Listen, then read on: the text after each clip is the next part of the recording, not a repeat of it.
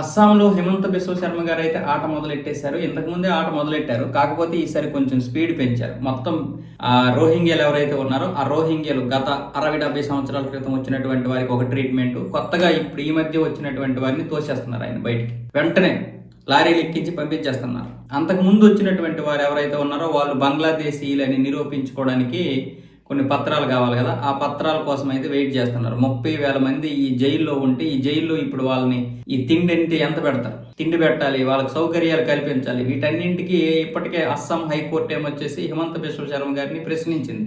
ఇంకెన్ని రోజులు మీరు అక్కడ వాళ్ళని పెంచి పోషిస్తారో వాళ్ళ దేశం వాళ్ళని పంపించేయండి అని. దీనికి హిమంత బిశ్వ శర్మ గారు వాళ్ళని పంపించే ఏర్పాట్లు చేస్తున్నారు.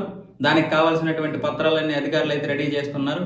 ఈ కొత్తగా వచ్చినటువంటి వారు ఉంటారు కదా, మళ్ళీ వీళ్ళకి ఇంత పెద్ద ఇది అవసరం లేదని ఏం చేశారంటే, స్థానికంగా దొరికినటువంటి చిన్న చిన్న వ్యాన్లు, మరి లారీలు కాకుండా చిన్న చిన్న వ్యాన్లు, ఏవైనా టిప్పర్ లారీలు ఇలాంటివి ఏమైనా ఉంటే అందులో ఎక్కించేసి పంపించేస్తున్నారు, బార్డర్ దాటించేస్తున్నారు. అక్కడ డైరెక్ట్గా కేంద్రంతో మాట్లాడి అక్కడ బార్డర్ ఏదైతే ఉందో ఆ బార్డర్లో కొత్తగా వచ్చినటువంటి వారికి మళ్ళీ పత్రాలు చూపించాలంటే మా వల్ల కాదు, ఈ పత్రాలు చూపించేసరికి మొత్తం పుణ్యకాలం అంతా గడిచిపోతుంది. సరే 30-40 సంవత్సరాలు 50 సంవత్సరాల క్రితం వచ్చినటువంటి వారికి అంటే ఓకే, వాళ్ళకి కావాల్సినటువంటి అవన్నీ ఏర్పాట్లు చేస్తాం. కానీ మరి కొత్తగా వచ్చినటువంటి వారికి వాడు ఏది చూపించడాడు, నాది బంగ్లాదేశ్ అని అన్ని వాడు ఏం చూపించడాడు, అన్ని పారేసుకుంటాడు. వాళ్ళు అన్ని చేయాలంటే మన మా వాళ్ళు కాదని చెప్పేసి ఇప్పుడు ఎందుకు ఇలా చేస్తున్నారంటే బార్డర్ పంపించేస్తున్నారు. ఆయన ఈ బంగ్లాదేశీలు బార్డర్లో ఎక్కువైపోయి బ్రతకడానికి వచ్చేసి మన హిందువులనే టార్గెట్ చేస్తున్నారు. అందుకని ఆయన ఏం చేశాడంటే హిందువులకి లైసెన్స్డ్ గన్లు ఇచ్చారు. అలా 3 నెలలు దానికి ఎక్స్టెన్షన్ పెంచుతూ ఉన్నారు. మన దసరా అయిపోయిన తర్వాత మన దీపావళి వరకు ఉంచారు. మళ్ళీ ఇప్పుడు మరొక నెల ఎక్స్టెన్షన్ చేశారు. మళ్ళీ ఇప్పుడు అది ఎక్స్టెన్షన్ అది అయిపోతే మళ్ళీ జనవరి వరకు ఎక్స్టెన్షన్ చేస్తున్నారు ఆ గన్ లైసెన్స్. అంటే మీకు భయం లేదు, మాకు ఇక ఈ రోహింగ్యాలతో భయం లేదు, మేము ధైర్యంగా బ్రతకగలము అని హిందువులు ఈ గన్ మాకొద్దు అన్నంత వరకు కూడా ఆ గన్లు వాళ్ళ చేతిలో ఉంటాయి. 2 జిల్లా ప్రజలకి ఆయన మొత్తం ఈ యొక్క లైసెన్స్డ్ గన్స్ ఇచ్చారంటే పరిస్థితి ఏ విధంగా ఉందో అర్థం చేసుకోండి. హిందువులకి గన్స్ ఇచ్చాడు, చాలా మంచి సీఎం అని మనం అనుకుంటే అది పొరపాటే.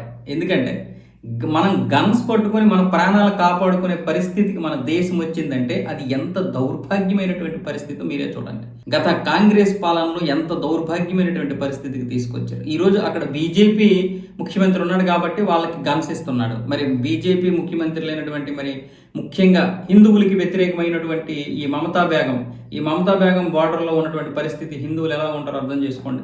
ఎంత నరకం అనిపిస్తున్నారు మీరు అర్థం చేసుకోండి.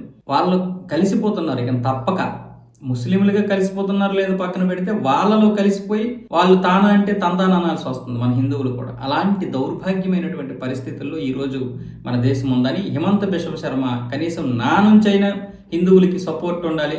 ఇక పశ్చిమ బెంగాల్ మన చేతులు ఎలాగో లేదు, కనీసం అస్సాంనైనా కాపాడుకుంటానని ఆయన ఏమొచ్చేసి ఇలా గన్ కల్చర్ ఇచ్చారు. ఏ రోహింగ్యాలైనా సరే రోడ్డు మీద తిరిగితే కాల్చిపడేయమన్నాడు. సాయంత్రం 6 తర్వాత 3-4 లేదా ఇలా జతగా వచ్చి మన మీద మూకమ్మడి దాడి చేయకపోయినా సరే కలిసి వస్తే కాల్చిపడేయమన్నాడు ఆ బార్డర్లో ఉన్నటువంటి 2 జిల్లాలు.